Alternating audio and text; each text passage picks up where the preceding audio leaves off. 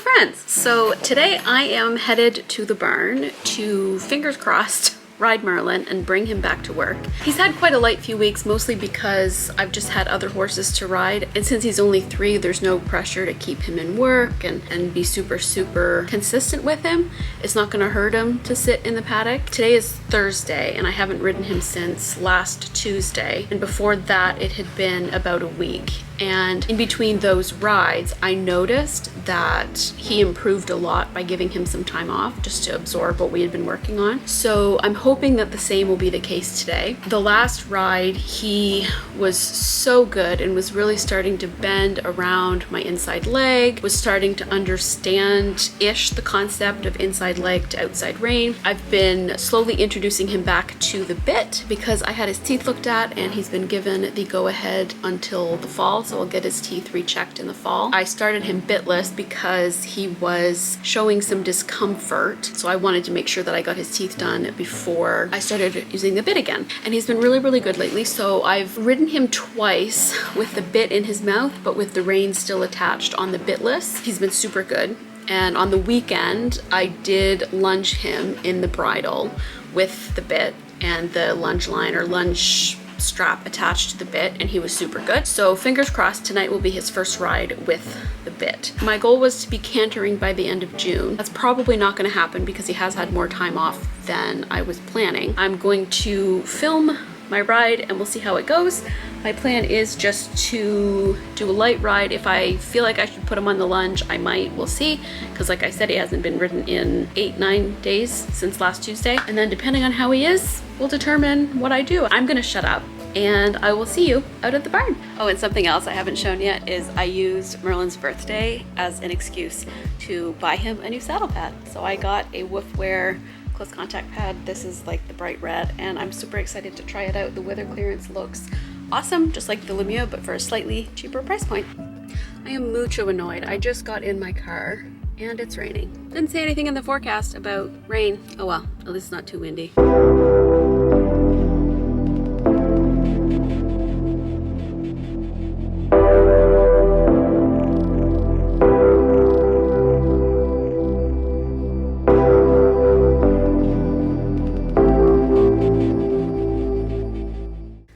His halter and out we go. This is what I mean when I say the weather in this part of the country is so unpredictable, because when I left my apartment it was raining and now it's sunny, and it's been raining lately, so the paddocks are muddy again. And look who's coming to see me. Hi dude, you coming to see Mom? I have captured a wild horsey and he's being snuggly as ever. So he's actually not too dirty, which I'm impressed with. So we're gonna hose off his legs, groom him, tack up, and get out to the arena. Are you gonna be a good boy? Are you? Yes, he says, of course, I'm always a good boy. Merlin's still not 100% sure about the hose, so I use positive reinforcement to help desensitize him.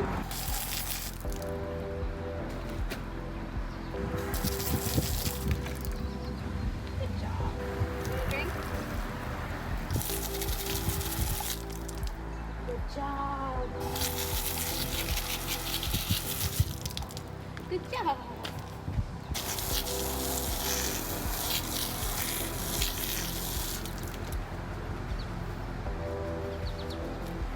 Good job. Wait. Wait. Good.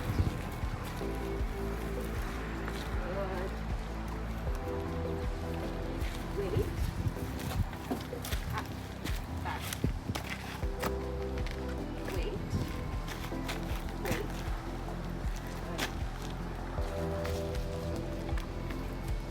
Wait. Very good.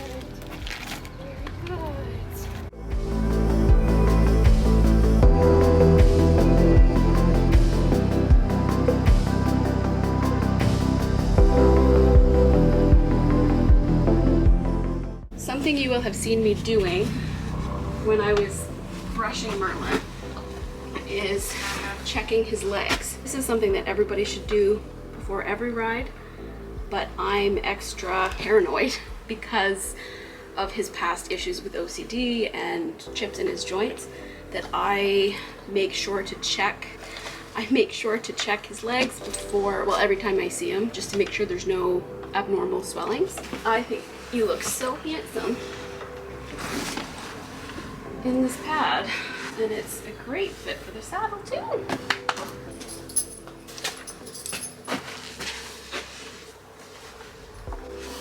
And I love the pads that have the D-ring straps rather than the other straps, because it works great for monoflaps. If you've seen some of my older videos, you'll see that the positive reinforcement to get him to stand still in the cross ties has worked, because he's so much better when I'm saddling up now. He was never girthy, he was just always very wiggly in the cross ties.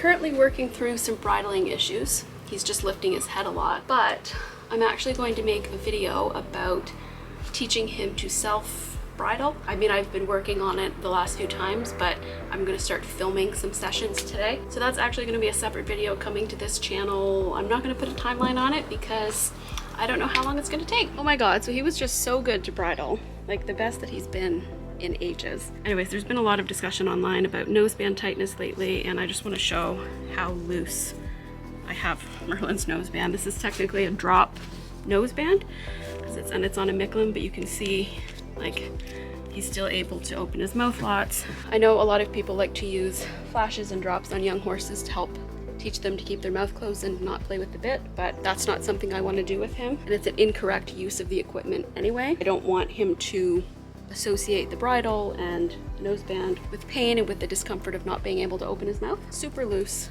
super loose noseband. Something I do before the start of every session is I hand walk him at least once around the arena, because I've learned that from session to session, things that don't move in the arena can suddenly become scary, even though they've seen them dozens of times.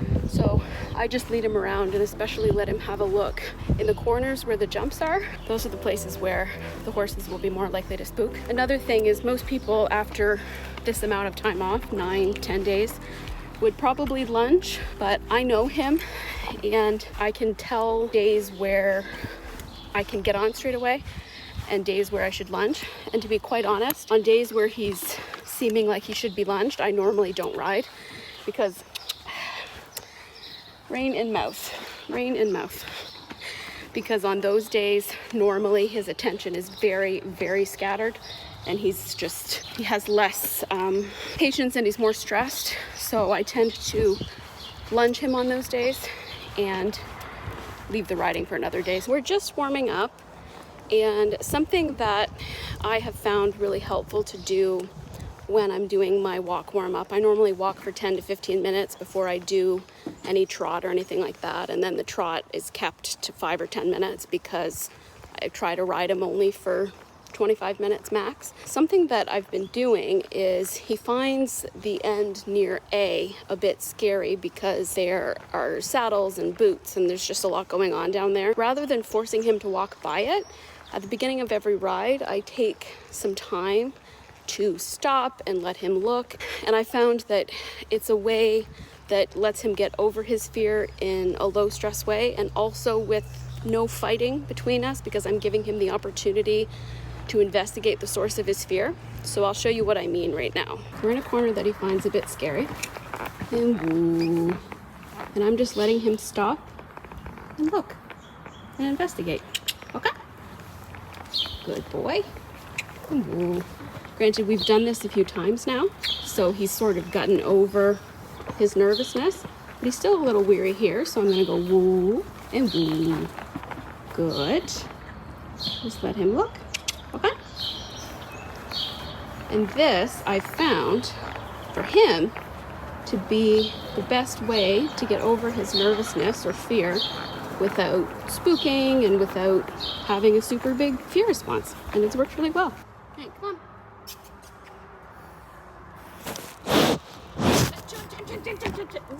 No, no, don't. Oh my God.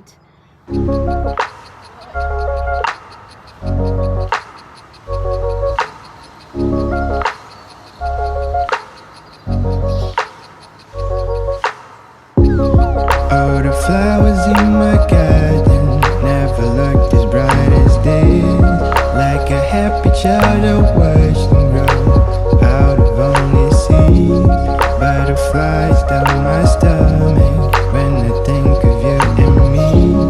It is funny how a lot can change when you learn how to breathe. Look at my eyes, what do you see? Feels like we're only meant to be. All of my life, where have you been? 'Cause you're the only thing I need. The only thing I need. The only thing I need.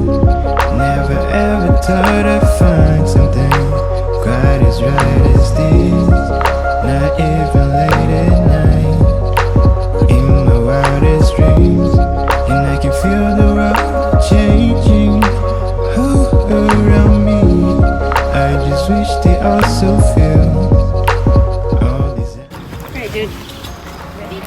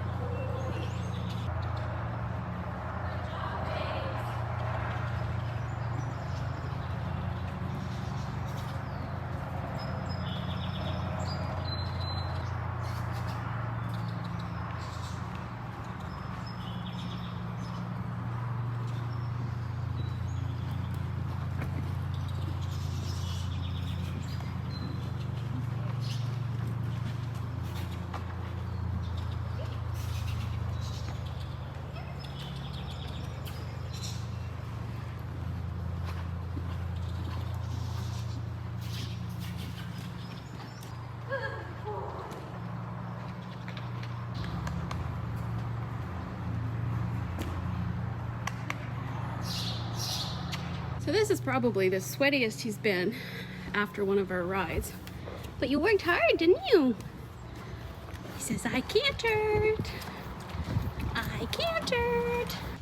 Hi. You're gonna stop and stare. I mean, for his first canter, I'm so pleased because he had no big reactions, nothing. I was not planning on cantering tonight, but with him and with me, that tends to be the best way to do things, not to have plans, and then if you're feeling it and it's the right time, to do it. And tonight he just gave me such a great feeling at the trot, probably the best, like most forward going, keen trot I've ever felt from him. He just felt like he had a bit more to give. And boy, did he. Yes, you had lots more to give. Such a good boy. We itchy. Yeah. But anyways, I'm gonna finish walking him off a bit and then we're going to hose him down. He's a lot. Guys, I think I tired him out. Are you tired? Huh? Are you tired? Do you want it to be hosed down?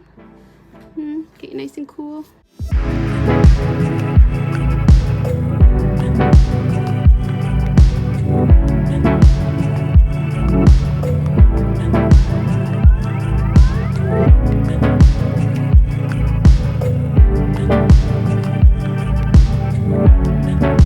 A nice hose down, some well-deserved grass, and then probably a roll. Hey, there's the good stuff. Here's the good stuff. Yeah. He's literally trying to stuff as much in his mouth as he can. He's dropping it everywhere. Like Merlin, honestly.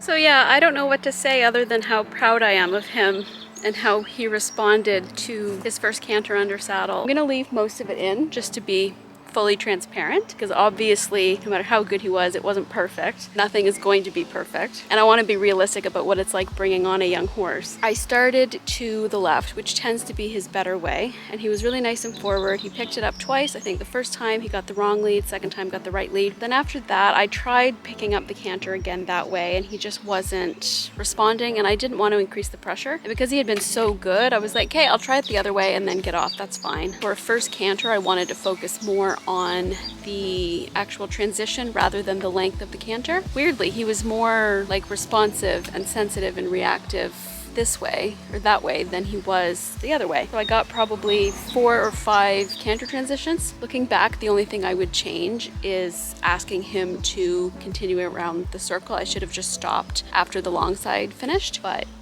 that's in hindsight. So yeah, anyways, I'm gonna stop blabbering on. It's all upwards from here. You can tell I'm just ecstatic. I feel a similar way today that I have after a few rides, like the day that I rode him in the field for the first time, the day that he did his first trot. Like I'm just ecstatic. Yeah, he's gonna have a few days off to process what we've just learned. Hello.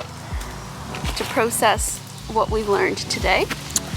And yeah, I am going to leave this here. If you want to follow us on Instagram, check us out. The tags are at the end of this video. And until next time, I hope you're having a wonderful day wherever you are.